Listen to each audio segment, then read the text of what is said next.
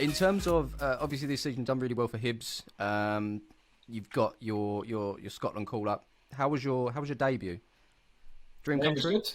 good. Of course, it was a bit nerve wracking, but I don't really get.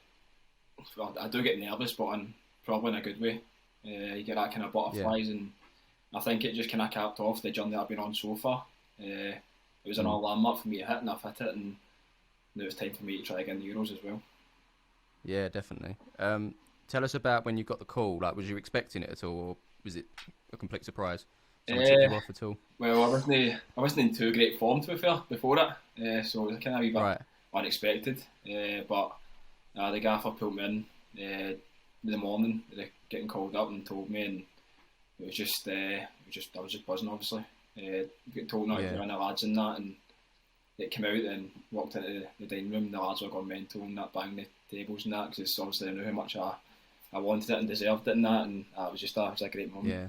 Because Kev, I don't know if Smith's going to ask you this question. So that when you get on the pitch, did it fulfil your dreams?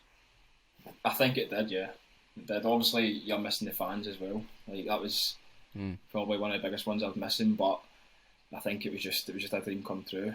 Obviously, if you're growing up and you're a footballer, you always want to play for your country. And for me, considering what I was 3 years ago, I think the journey I've been on, it was just a dream come true, and I was absolutely buzzing. Absolutely, because it's interesting you talking about your teammates banging on the tables. I mean, they weren't doing that just for fun. They knew, obviously, as you said, that you sort of had this desire to get selection. So, because I felt, and I think, again, slightly differently, I had this image in my head that playing for England was going to be, I don't know, I was waiting for fanfares and fairies to start flying around my head, you know? And then we win the game 2-0, and when the final whistle went, it was kind of like, that wasn't what it was supposed to be like. Mm-hmm. And rather than going, I played for England and kept a clean sheet, it was like, hang on a minute, something's missing. Yeah. But if you enjoyed it, I mean, that's fantastic. And against Faroe Islands as well, yeah? Yeah, Faroe Islands, yeah. So probably it's a good game to come on to as well. We'll have a lot of the ball, and it's just one of the ones, as soon as the ball comes to you, it's your first pass, you need to keep it. You need to keep it simple, and I've done that, and I thought I gave a good account of myself, to be fair. So nice. That takes on, and it's in Steve Clarke's mind for the Euros. Absolutely. So obviously, you get the call up, you join up with the team. How was the first sort of experience with the camp? What was that like? Well, it's hard because it was during COVID, so it's like your kit's outside your room. You need to bring it in, obviously, training it, go right to your room, shower, put your kit in, then you're back in your room till lunch. Then the same with dinner, so you don't really see the boys training on the way to matches and at dinner times and that as well. But all the lads were great with me as soon as I came in. But it was just a surreal experience. Like I'm sitting at dinner with boys like Scott McTominay playing the Premier League, and I knew Kieran Tierney as well for when I was younger. But Andy Robertson's won Champions Leagues, Premier Leagues, and it was just it's mad. Just kind of try to pinch myself sometimes when I'm there, but I just kept thinking to myself that I deserve to be here, and I'm here in merit. Yeah, definitely. Was there any like standout characters in the team? Any jokers or anyone that made you feel comfortable as you came in at all? Ollie's quite funny. Ollie McBurney, he's mental, to be fair. He's just always, he's like a Duracell bunny. He just never runs out of energy at all. He's just always trying to play pranks and stuff like that, and of course, it's great for me as well because he helped me set on a lot as well by like doing like a wee prank in me. Like I think there's one where he's got like a bin full of water, and he just obviously tipped it towards my door, and he just like banged my door. So I'm just obviously like first call up. I'm like, no, like what's happening here? So I've looked for the people and nobody's there. So I'm like, must be my kit for the next day. So I've opened the door and the water's went all over me. So I'm looking about like, where is he? Like, who is that? I'm shouting like, who is that? And he's just behind the door, just videoing me, and he's put it in Snapchat and that. So it's just stuff like that. Just kind of helps you settle in good. Yeah, definitely. Obviously, Steve Clarke. You've met Steve before, right? No, you hadn't. But what was your first impressions of him as a manager? I think he's a very tactical manager. Very good, to be fair. He welcomed me as soon as I came in as well. Like, He was just even like doing like video analysis. It's so tactical and so like technical, and the way they play and how to affect their game as well. Like, it's probably an eye opener for the next step for me as well, which the full experience was for me. But I thought he was great from start to finish, and I can see why he's in the Scotland job, and he was obviously tipped for the Celtic job as well. But I can see why, because he's a great manager. Yeah, definitely. So obviously next aim is to sort of stay in the squad and go to the Euros, really, isn't it? If you get there, DJ, have you got any advice for Kevin in terms of like preparing for obviously a major tournament? Can you prepare for it? Can you prepare? Well, I mean, there is one game that sticks out in my mind. I'm not sure if I want to give you too much advice for that, but yeah. I mean, it's like you said. I mean, what I love listening to there was the banter, the camaraderie between the players, because it's one of those things. If you haven't got it, then it becomes very sterile. Yeah. And it doesn't mean that you go around tipping water on all your mates. I wouldn't suggest that. Start with all your mates, all your teammates. Rephrase. But yeah, and hopefully, with lockdown sort of slowly coming out of lockdown, and when you get into the finals, you could be in a much more normal situation where you won't have to be sat in your room, essentially quarantining. But it's how you manage time. That's the key thing. If anything, lockdown, and if there is one positive from it on a performance level, it's how you manage your time now, because you can't go out and do everything. Because Scotland's lockdown has been longer than England, hasn't it, for quite a while. So yeah, I mean, managing time, because you literally wake up, have breakfast, train, and then you're in your room. You probably have loads of videos. You can watch games, of course. I mean, we used to play cards. Me and Michael Owen, we used to literally turn up, have lunch, go my room, an hour. Yeah, cool. We sit there until training, go training, have a shower, have dinner, back in the room, play cards, and then go to bed. To a certain degree, do you need to take your mind off of the football? Would you say?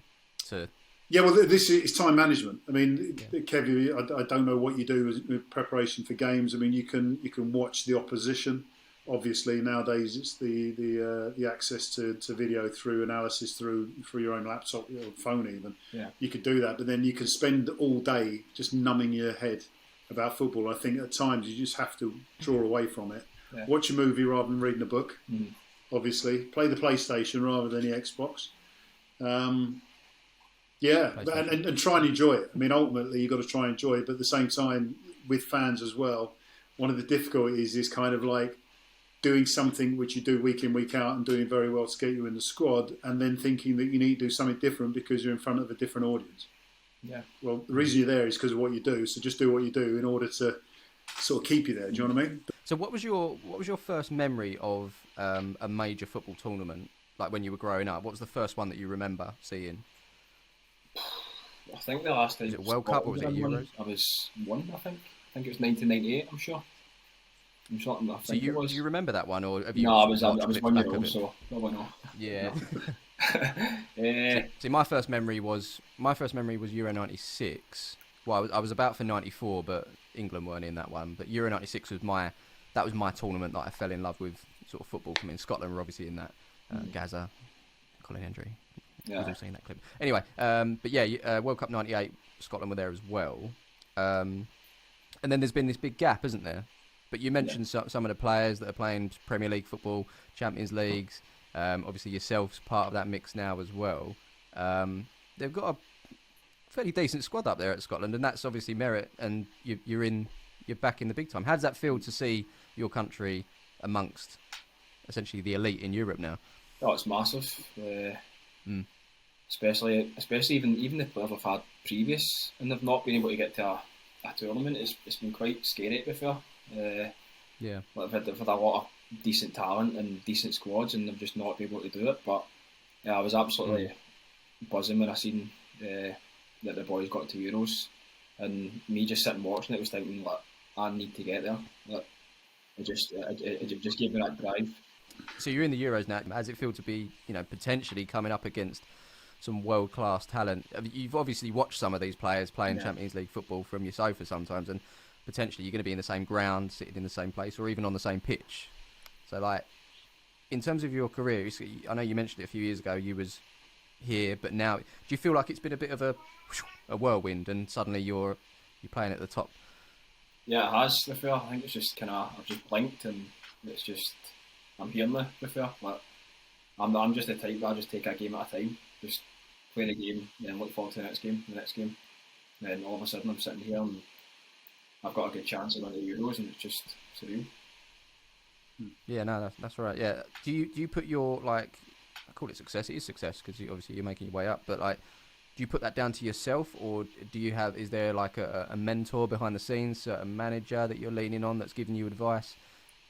I'd probably say I've got a good group around me, which is when I did get released at Thistle, like I was down. I was thinking, this is it for me, and they kind of brought me back up.